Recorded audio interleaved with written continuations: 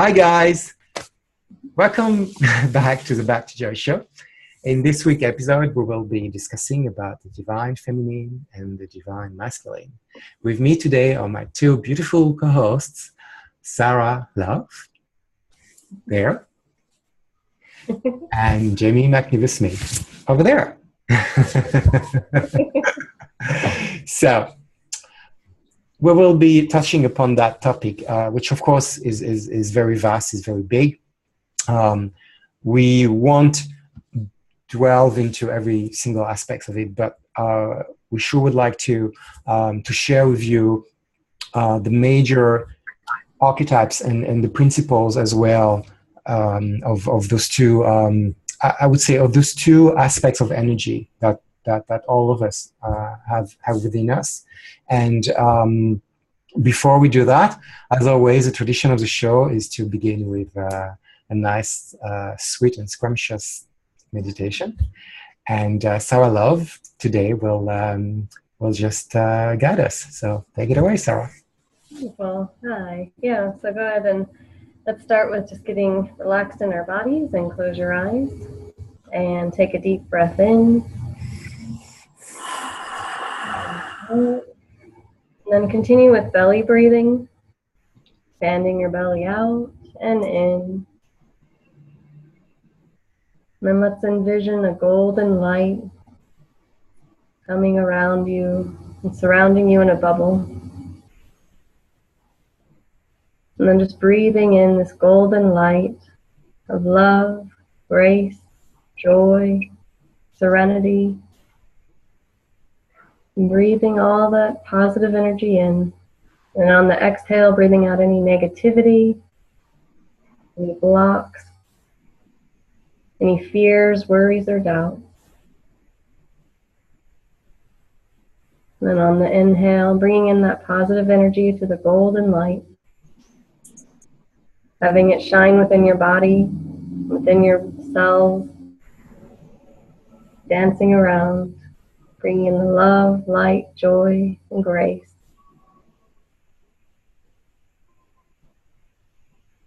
And then on the exhale, releasing any negativity. And then let's go ahead and do one more breath. Breathing in that joy, elevating your whole entire body and your energetic field with that golden light, and that purity, and that strength.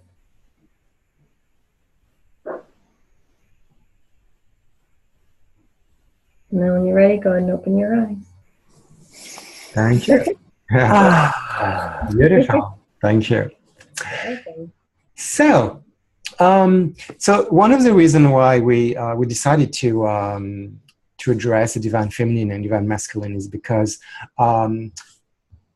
this is a topic which has never been as important as now, especially after 2012, because for millennia, the earth has been dominated by a very aggressive masculine mental energy. And this energy has actually been not only within men, but also within women. So what's very important to understand is that it's being called feminine and masculine, but we could also call it, for the divine feminine, the sacred yin, and for the divine masculine, the sacred yang. And those are, if you look at the Chinese medicine, what's being called TCM, traditional Chinese medicine, the qi, which is a life force, which pervades and permeates every single phenomena in our universe, is composed of those two elements, what's being called yin and the yang. And those are two movements of energy. And the yang, basically, if you will, is compared to the fire, and the yin is compared to water. So those two principles of energy are all the time dancing with each other, and they are creating what we call the forms, the world of forms.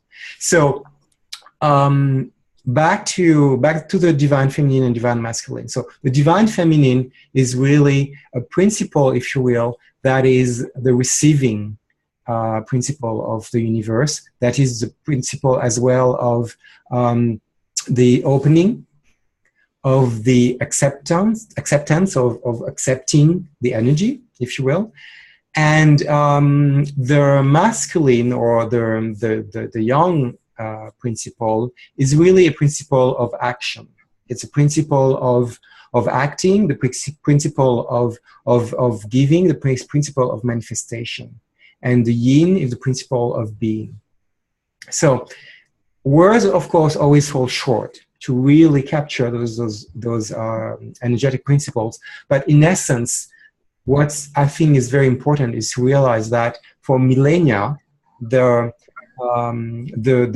planet and the collective human consciousness has been dominated by that disbalance of those two principles, by which the yang, that was in fact not dancing with the yin.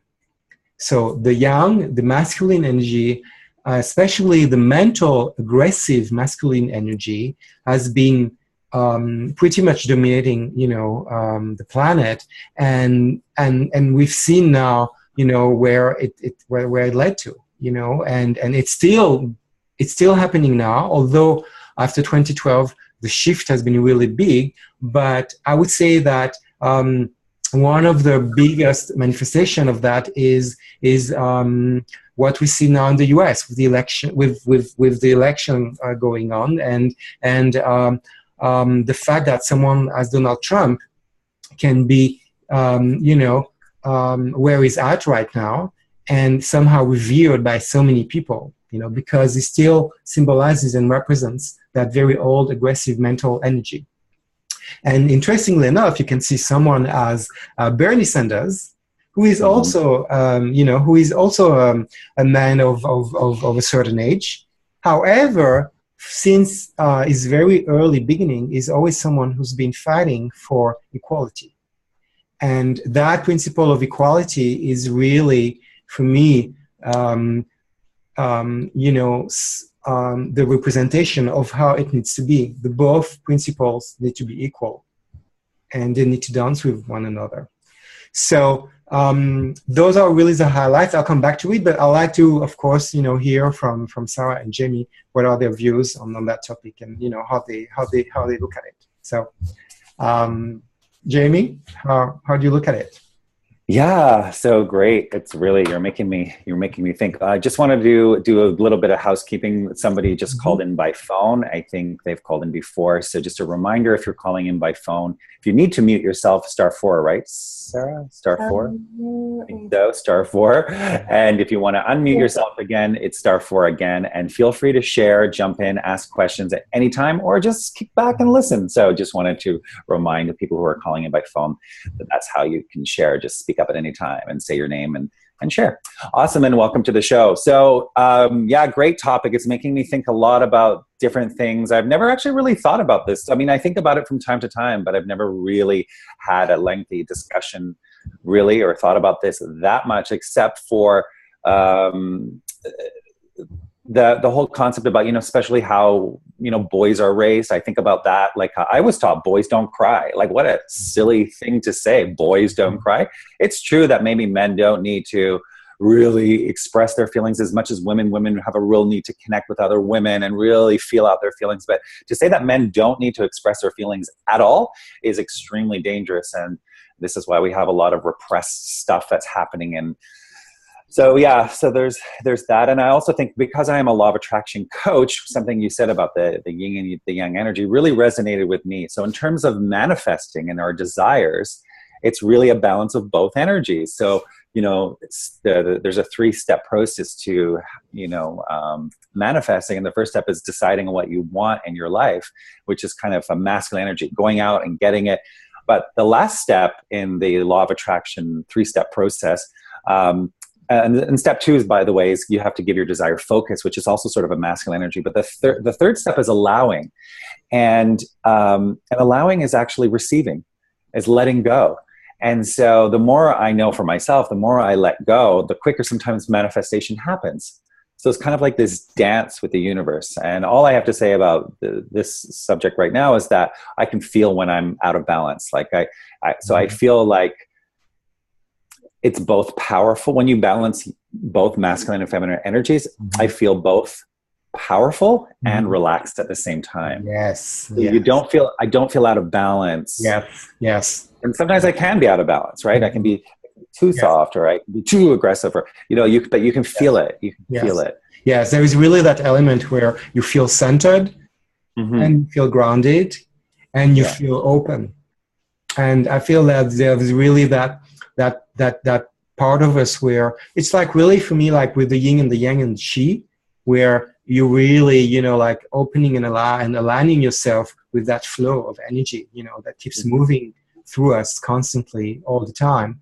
And, for me, and I'll come back to it later, but one principle that is so key for the listeners to, I would love for them to really realize is that everything in our universe is energy.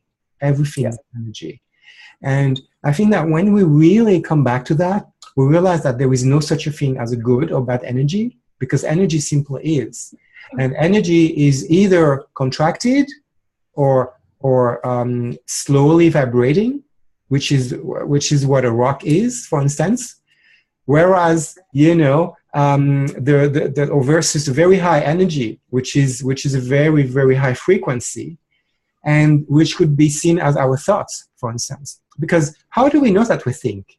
If we would cut someone's brain, we would not see any thoughts, would we? It's like we can't see the thoughts.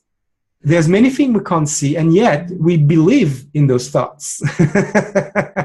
It's like many metaphysical principles. Like when we speak about the law of attraction principles, when we speak about angels, when we speak about all different type of level of energy, no one can see it, and yet it's people who are I would say very rational would say, well, I don't believe all that. However, you believe in your thoughts. Now, can you show me your thoughts? Where are they? If you cut your brain, if I cut someone's brain, show me your thoughts. You can't see the thoughts, and yet you believe in them.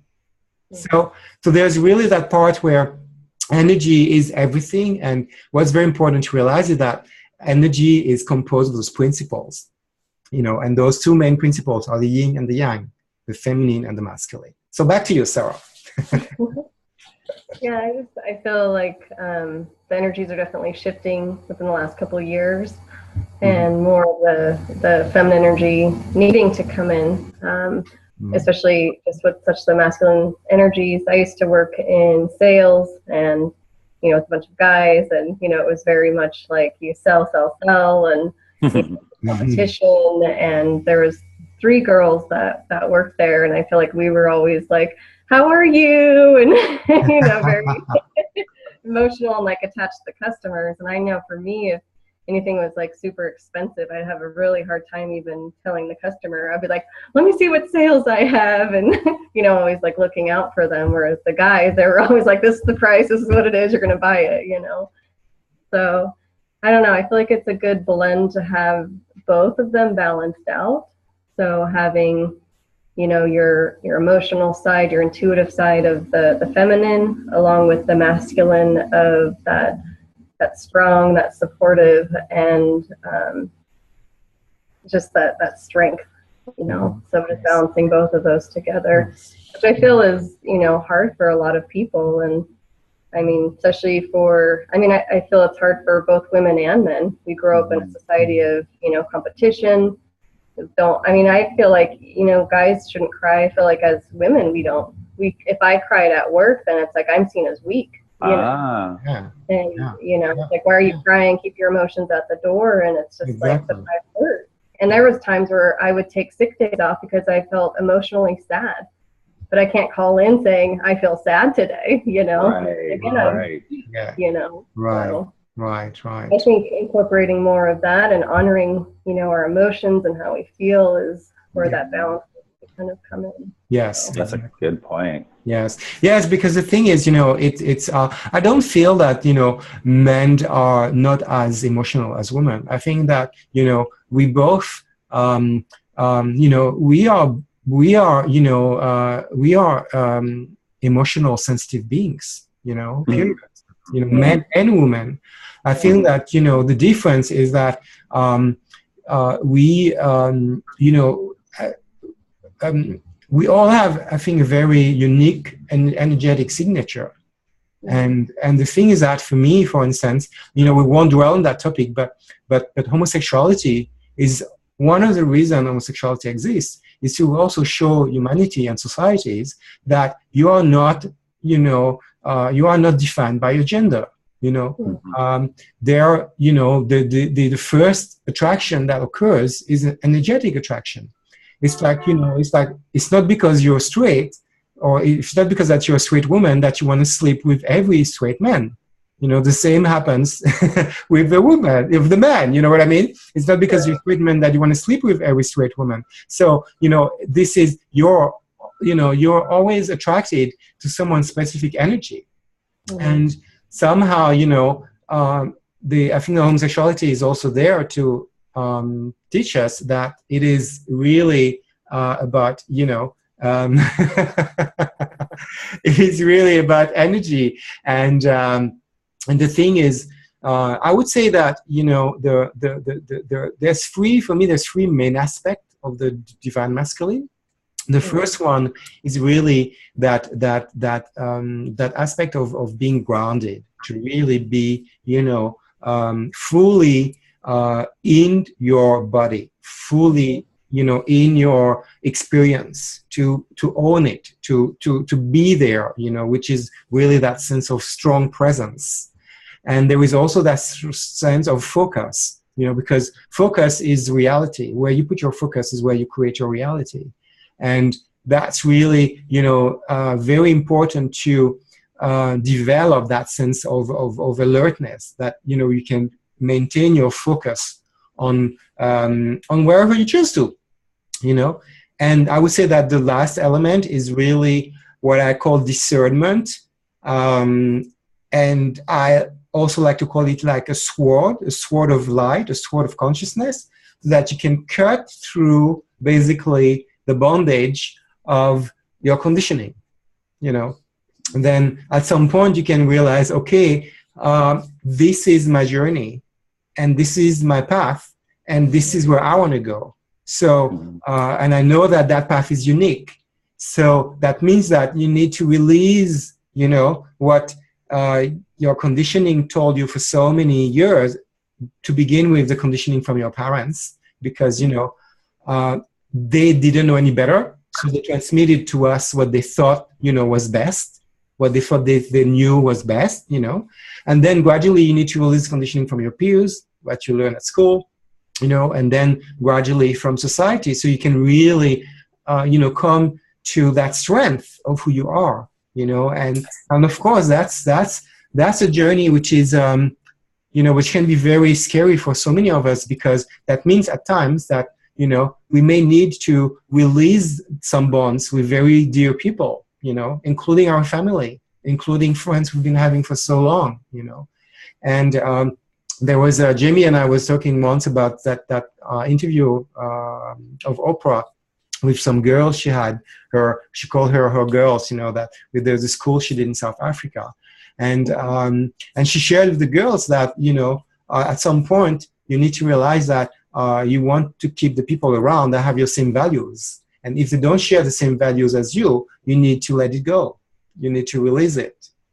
And I feel that, that masculine energy really represents those elements, that at some point you need to really stand in your power, stand in your strength, and realize that, there are times when you need to use that sword to cut those attachments, those bonds that don't want you to come into your power, because that's threatening. That's threatening for so many people when you're a free spirit, because yes, because that's sort of like you're kind of saying, okay, I don't adhere by those rules anymore.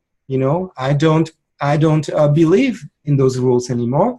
And when you do that, for those people who still do, it's almost like you're questioning their sense of identity, because those people are attached to those rules by believing that those rules are, you know, basically the content of who they are, you know, and they're really identified with it, which is why, you know, you can see it in many countries, especially like, you know, in the Middle East or some countries, you know, where there's no, it's also in Asia, you know, you can see it as well, you know, even in Japan, you know, like where the whole, the collective is more important than the individual, you know. So, and anytime you will step out of that collective, you're being seen as a disruptive element.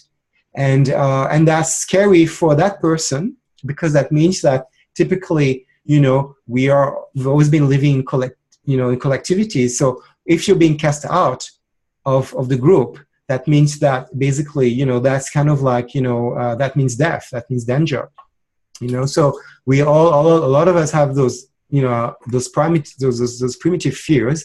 But now, of course, because society, especially in the Western world, are much more, you know, individualistic and allowing much more people to be on their own, you know, it is not as threatening as before, you know, which is why, you know, like in places like, you know, in so many places in the US, but also in other Western places, like I met so many gays people, they left the town or the place, you know, the small city they used to live, because, you know, they were being seen as a weirdo, and they had to move to the big city because, you know, that meant freedom. That meant they could be themselves, you know. And there's many places as well around the world where, you know, where I'm from, for instance, I'm from the island of Martinique, and of course it's been accepted, but it's still, you know, there's still many issues around this. And one of the main reasons why I left when I was young is because I knew I would feel way much freer, you know, by moving to Paris. I knew I would be able to be much more myself. Now, now those, you know, anytime you make a decision based on your real, true, authentic desires and needs, this is, you know, you're affirming your masculine energy. This is you really, like, you know, stepping your foot down and saying, okay, this is who I am and I'm going for it. Would you like to add anything, Jamie? Or I just wanted to say that when I think about power, there's a book called Power versus Force. I didn't read the whole thing, but but I always think, well, what is power? You know, what is power? Power versus force. We have this, you know, sometimes like claiming your femininity is your power. Right. So, and I think to me, the quote that changed my life was from Deepak Chopra, who said that there is no power stronger than love. Mm-hmm. That changed, because we sometimes think of power as being aggressive and like, I gotta be, and sometimes, so stepping into your power doesn't mean being like overly aggressive, like the Donald Trumps of the world and powerful in that way. But what is power? You know, what is true power, authentic power? And to me, when I heard that quote, there is no power stronger than love. And so then it becomes this delicate dance and this balance of yin and yang energy, yin and yang. Anyway, you know what I mean. And so that was really, so sometimes, like, I remember Madonna said that sometimes silence is the most powerful thing you can do. Mm-hmm. Just silence. You know, it doesn't have to always be this aggressive energy. Yeah, sometimes you have to stand up for yourself. Sometimes you definitely have to be, I like to use the word assertive, not aggressive. Sometimes we need to be assertive, but we can still be assertive in loving ways. And I think your true power is to stand in your truth. When you stand in your truth, you don't need to be aggressive. All you need to do is simply express your truth and share your truth, you know? So in that sense, there's no, you know, you're not forcing anything, you know, you're simply sharing, you know, what you know to be true. And that's for so many people, that sharing is can be scary and threatening, you know, because you're sort of like you're questioning the status quo. You know, when you're saying to your parents, I'm gay, you're not forcing anything. You're simply sharing what you know to be your truth. Mm-hmm. And yet, for so many people, it's kind of, you know, being seen as, you know, even in some culture, they will say, oh, you're selfish. You know, why are you saying you're gay? Because they're like, you're selfish. You shouldn't be saying this because, you know, what do you think about the community? What do you think about the family? What do you think about the shame you will bring to the family? You see? So it's very interesting to see how, how conditioning, has been so prevailing, and really, to me, is there's really that mental, there's been really that very mental, aggressive, masculine energy. And again, this is not linked to the gender. This is linked to an energy principle. This has been done not only by men, but also by women, especially when some women get into very high, powerful position. Many of them feel like they need to let go of their feminine side, because they're operating in a masculine world, and therefore they have to sort of, take upon those aggressive attributes. And I think sometimes they do. And I remember reading about this woman she was a powerful business executive, and then she went into the dating world, and I just saw the time, we've got 9 minutes left. So, but anyway, she went into the dating world, and she went straight from the boardroom, straight to going on a date in her business suit. And then nothing was working. So the coach asked her to, maybe perhaps find out with these guys, get some feedback. And they all said, you intimidate the crap out of me. So I thought that was so interesting. So she actually had to, before she would go on a date, she'd go home and then allow herself to be a little more feminine, and, let her hair down. And I think maybe it's harder for women in some ways too. I'm not sure. But I just find it's fascinating how, in that way, for dating, her femininity was her strength. And so we both have both masculine and feminine. I just wanted to share this little card here, this vibe meter. In terms of law of attraction, our natural state is a state of feeling good. It's a high vibration. It's happy. It's feeling good. And I think that when we're constantly only in aggressive behavior, or if we're in soft feminine, and that's, both are needed, but if we're out of balance, we feel it doesn't feel good. And what the law of attraction is doing, the universe is just going to bring you more of the same. It's all it's doing is matching our vibrations. Yes. That's all it's doing. And so when we're in balance, it feels better. Yes. Would you like to share something, Sarah? Yeah, I feel, because you brought up how do women feel, and that was something where I was kind of, it's we're more in the man's world, and even though we have more rights, supposedly, yes, we get to work now, but we have to play the man's game, you know. Yes. Hide our emotions. And I remember listening to the TED Talks of Brene Brown on vulnerability, and I felt like I didn't like I knew the word, but I internally didn't. So I walked around the house just saying it, vulnerability. What does that mean to me? I felt that was a big, pivotal point, because it's what is it like to be vulnerable? And it's scary, Yes, it is. So I even think, what Paul was saying, where it's outwardly people want you change, but it starts with that inner change where it's scary within yourself, because you're doing something totally new, and really being vulnerable and putting yourself out there. And it's still hard for me, and yes, it hurts for, I want to feed everybody, Yeah. It hurts. It's very hurtful, for so many of us, because I think, the three of us, we are highly sensitive people. We're very empathic. And, when we come to this world, gradually we're being told that, showing your sensitivity, which is for me vulnerability, is a sign of weakness. And it is also potentially, a sign of putting yourself into danger. So, because people may abuse you, and people may use you because you're showing, who you really are. You're showing your true feeling.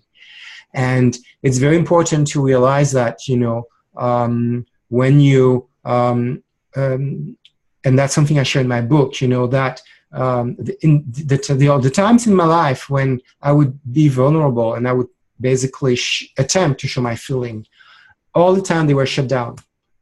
People were saying around me, we don't want to hear that. We don't want to hear that. We don't want to hear that. And they would say it in one way or act it in one way, And for me, one thing I remember that really, really, I think shut off my feeling was I was 8. I was watching this little cartoon, And it was about this. It's a French cartoon, but I'm sure maybe I don't know if you've been in another country, but in the translation is Remy without family, and so it was basically it was an orphan.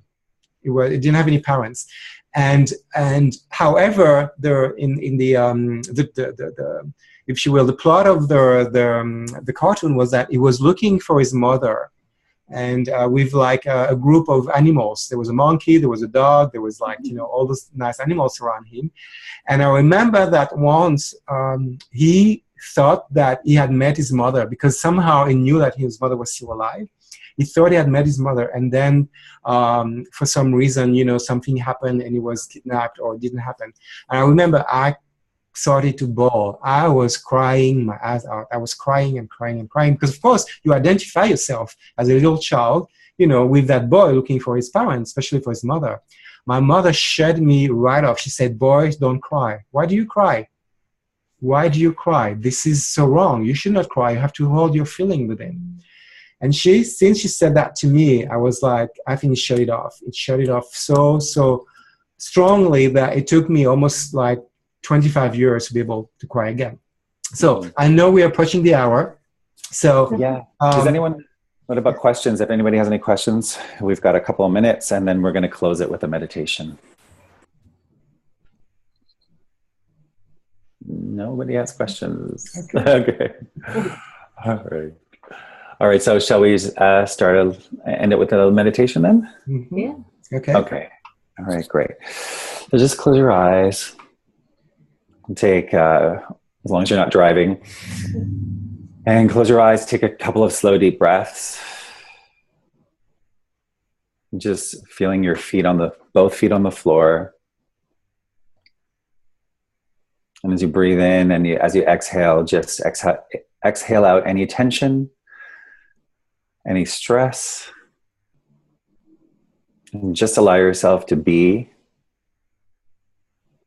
Just for a moment allow yourself a moment where there's nothing you have to do except just be.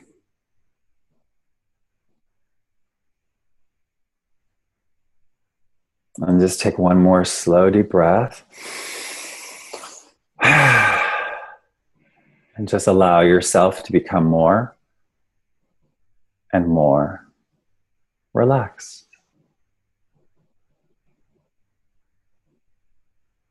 Today, we've been talking about the divine masculine, the divine feminine.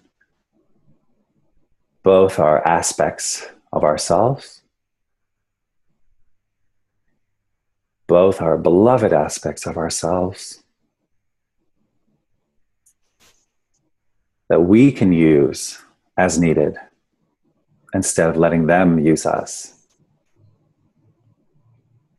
Both are essential. Both are needed. Sometimes we get out of balance, and we know that by how we feel.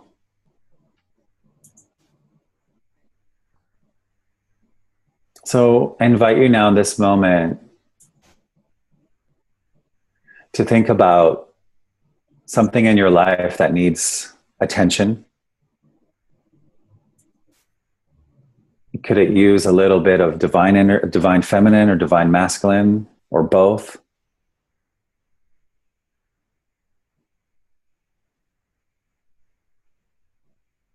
Do you need to be a little bit more tender with yourself? Or do you need to move more into action, i.e. more masculine energy?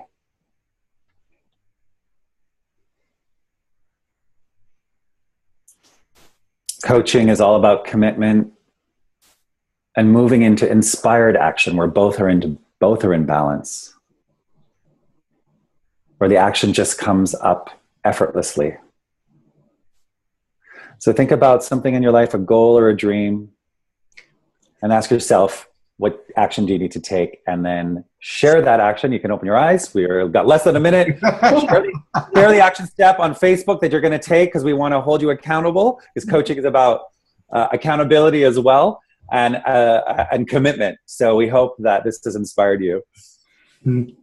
Yes, we do. So thank you for being with us. Thank you for listening, and we certainly will meet you next week with the next Back to Joy episode. Thank you for being here. Namaste. Namaste. See you next week, everyone. Bye. Bye.